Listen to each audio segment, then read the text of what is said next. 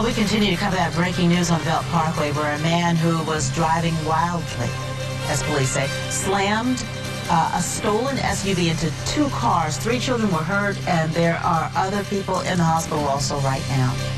We go to Eyewitness News reporter Danielle Lee. She's live in Brooklyn with details on the driver who caused this scene. Danielle.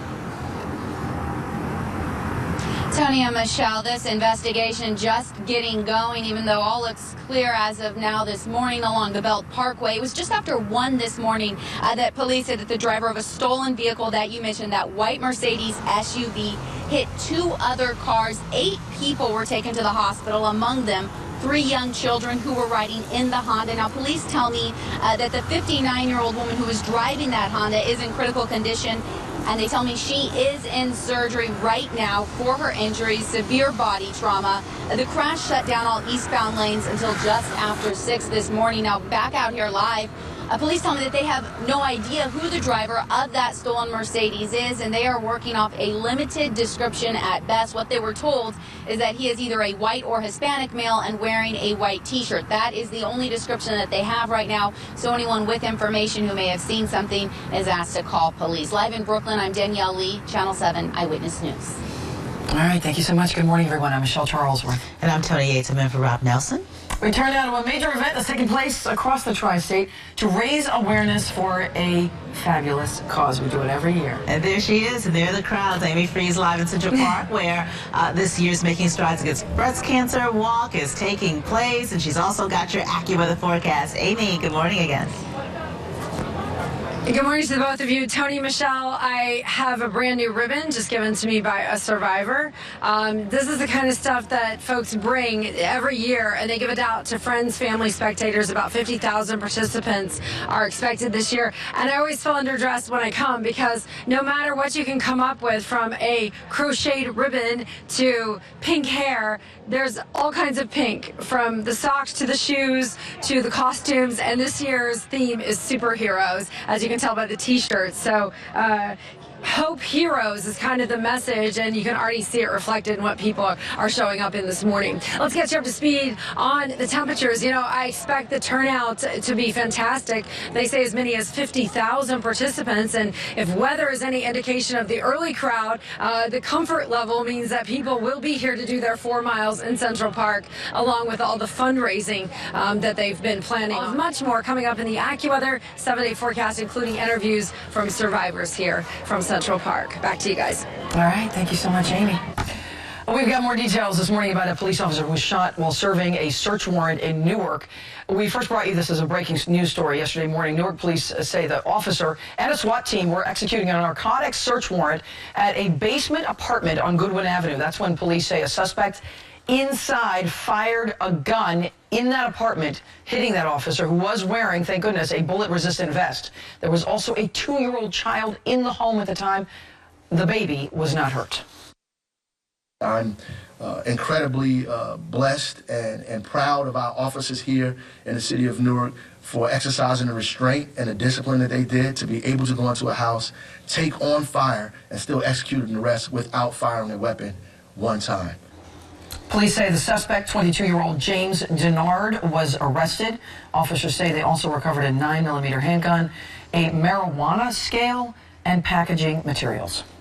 Well, the Academy of Motion Picture and Arts and Sciences has made a major move in the wake of the Harvey Weinstein sexual harassment scandal. The Academy held an emergency session, and board members voted to revoke Weinstein's membership. About 30 women have come forward since the New York Times and the New Yorker reported sexual harassment and rape allegations against Weinstein, who was a powerful producer.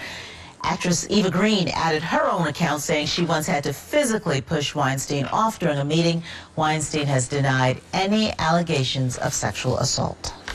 A group of bystanders is being called heroes after they were caught on camera saving a wheelchair-bound man who was trapped on train tracks. Julie Flanders and her brother Chandler were stopped at a train crossing in Missouri this week. They noticed a woman running to the tracks. She was rushing to a man in a wheelchair and his wife, and she was trying to push him. The siblings jumped in to help, pulling the man off of the tracks seconds before a train came through.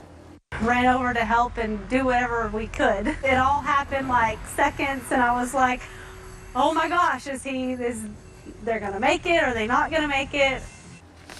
Julie and Chandler credit the woman who ran over first with being the true hero. Still to come on Eyewitness News this Sunday morning, more than 200,000 people are getting ready for the Making Strides Against Breast Cancer walk. Survivors, donors, fundraisers, they will all be on the move at walks across the tri-state area to bring awareness to this very important cause. We'll have live reports and, hear from people, survivors especially, joining in today's event. And Tony, I'm here in Central Park with the crowd. You can see them showing up. Lots of pink. We're expecting 50,000 participants. The fundraising goal is $3 million. And Eyewitness News right here to see everything come together this morning under beautiful weather conditions. I mean, temperatures are easy to take. I wish we could get some sunshine in here. We'll see what we can do. I'll be your AccuWeather 7-day forecast coming right up. Welcome back to the Making Strides Against Breast Cancer Walk, bringing hundreds of thousands of people together across the tri-state this morning. The event is raising money for breast cancer research. And there's so many people with so many different stories, survivors, people who are walking in memory of people who did not survive breast cancer, and they all come together for one major effort. They want to create a world where breast cancer is no longer an issue. Right, more birthdays, more birthdays. We have live reports from events across the tri-state. We begin with Amy Freeze, who is live in the thick of the pink in Central Park. Hi, Amy. That's right. Good morning to the both of you. Hello, everybody. As we get started here, the weather being so comfortable, we've seen the crowds come in early, and they're going to be big today. A record-setting 50,000 expected here for Making Strides at Central Park, and the fundraising goal is $3 million. But you can see right here out the Survivors Village, everybody's collecting, getting together with their friends, family, and their groups. They're going to be doing a 4-mile walk here in Central Park. Weather really couldn't be better. We had a little bit of light drizzle this morning, and it was overcast, but as we go throughout the morning, we're hoping for some breaks of sunshine, and temperatures are certainly easy to take. Right now, mid-60s in a lot of areas in the boroughs. We're going to push those numbers in the upper 60s to near 70 degrees. It is going to be the cooler numbers in the 50s north and west that we'll actually see a little bit cooler conditions. So as we go throughout the morning here, we'll look for those numbers to climb. All right, right now we're going to check in with Stacy Sager, breast cancer survivor herself. I'm wondering how the crowd is, Stacy. Are people coming out quick because it's so mild? Honestly, it's nice and warm out. It's moist. Not a great hair day, but a day of positivity and pink out here at Jones Beach. We're expecting at least 60,000 people to walk here. They hope to raise at least $2.5 million. This is the most widely attended walk of the 250 walks across the country today. A very, very special day, and a special day for me personally, too. I am in my vintage Survivor shirt here. I don't know if you can grab that, but it'll be 20 years next year, so I'm old, but that's a good thing. That's a good thing. We want to take a moment out here to speak with another survivor, similar to myself. You're a 5-year survivor, though, right? Bibi Kadir of Freeport and her partner, Linda Perrone. They're from Stop and Shop. That's like one of the massive teams here, right? The top 20 teams. How you doing today, Bibi? I'm excited, and I'm doing so well for 5 years survivor. How frightening was it when you were first diagnosed? I think of my kids losing me. That's what I thought at first. And I should point out her children are here too, Zahir and Yasmin. One of the toughest things as a mom, you don't think about yourself, right? You think about, how am I going to tell my kids about this? Yes, that was my biggest problem. So how'd you do it? My daughter found out from my phone because she checked my messages. Oh my gosh. And she cried. But I told my son, and he was positive, trying to be supportive, and then I had to calm her down. And what does it mean to you to be surrounded by all this love today and all this positivity? It is breathtaking. I'm like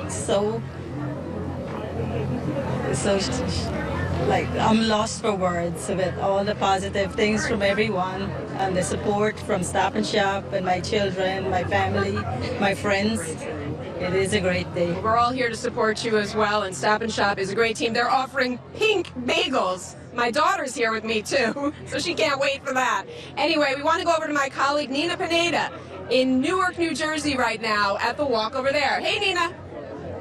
And good morning, Stacey. You know, Stacey, you've always been so inspiring to all of us at Channel 7 and so many people in our area because of your personal story. We're here in Newark. We're celebrating 20 years. It's going to be a great morning here, and I'm with Yakima Deloach. She is like you, Stacey. She had lost her mom to breast cancer, but she's here and was diagnosed at such a young age, and you're supporting this effort and with your own team, Yakima. Yes. I was diagnosed at 31 years old with stage 3 triple-negative breast cancer, and this event is absolutely amazing. You feel triumphant coming here as a survivor. The energy, the excitement, all of the support from the community and friends and family, and to celebrate the 20th year anniversary today, absolutely amazing. That's wonderful, Yakima. And I'm also joined with another survivor who joins us with us to tell her story, Veronica Adams Grimsley. And Veronica, you were just diagnosed 2 years ago. Yeah, and 3 years ago. 3 years ago. And you told me you had an important message you wanted to share with our audience. Early detection. Early detection. Don't be afraid to examine yourself, touch yourself, and go make your appointment to get your mammogram. That's immediately. That is the most important message here. We're going to try to raise, I don't know if you guys know it, but since it's the 20th year, we're asking everyone to check in to either in person give $20 or they can do it on an app. We're going to try to raise $420,000 here in Newark. ABC 7 has been a sponsor for 20 years and from the beginning in Central Park 22 years ago. So we'll join you with all the excitement here with my two wonderful guests and your teams. Congratulations to both of you. We're live in Newark. Nina Pineda, Channel 7, Eyewitness News. So important. So important. Really some great messages across the entire tri-state here this morning. We have more interviews from people that are fighting this disease, people who have battled it. Coming up in just a few minutes, we'll have a Manhattan woman here, Sabrina Vaishnavi, who'll tell us how she found her breast cancer. Really a great message for all of us and a reminder to us on how important it is to be aware and to be involved in the fight against breast cancer. So making strides here in Central Park. We'll have much more coming up. I'll also have your AccuWeather 7-day forecast. We'll be right back with more Eyewitness News. Okay. 7:46. Welcome back. We've already heard some survivor stories that are just so inspirational. Goosebumps, you know? Yeah, it's so good. My mom's a breast cancer survivor. She just turned 75.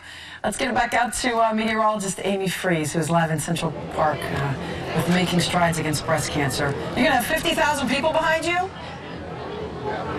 That's right. Yes, it's filling in. The crowd's filling in quick, Michelle. But thanks for sharing that because, you know, everyone has someone, whether they're in their family or they work with them or they know them, that's been in this fight. And so the battle's very real for all of us. Today, Making Strides across the entire tri-state is a big message of everybody standing up, working together. And here in Central Park, their goal is $3 million. Last year, $2.5 million raised during this event. And not only are people coming together with their spirit, their T-shirts, their family, their friends, but they're going to make a 4-mile walk here in Central Park. Another large statement about hope and what it is to be a survivor. A nice sunny stretch. Let me introduce you to Manhattan's very own Sabrina, 37 years old. I'm so excited to meet you and talk a little bit. How did you discover that you had cancer? Because this is actually an important story for everybody to hear. You're so young. I know. I literally was just watching TV and it just happened to scratch my armpit and somehow my hand brushed the side of my breast and I was like, what is this? It's a lump. And then I was just very proactive and I immediately, after the weekend, went to my OB and she also was surprised to find the lump, but she was like, you know, let's just get it checked out, get a mammogram and ultrasound, and, you know, unfortunately it came back cancerous. And medically it's been very serious. Triple negative diagnosis with BRCA involvement. Right now you're in the middle of chemo? Correct. I finished almost 12 treatments. I have 4 to go, and then I'll have surgery. But I think the good thing is I did catch it early, so things are going well, and I'm hopeful. And you look beautiful this morning. I love your pink. Things are going pretty well. She's already raised $8,000. You've got a very large team today. Who's a part of your team? I have actually over about 30 friends. I have family, a bunch of friends, and we're here for Team Sabrina. And yeah, I'm really excited that I think I raised actually over 10,000. So congratulations. So you've updated your numbers this morning. Yes.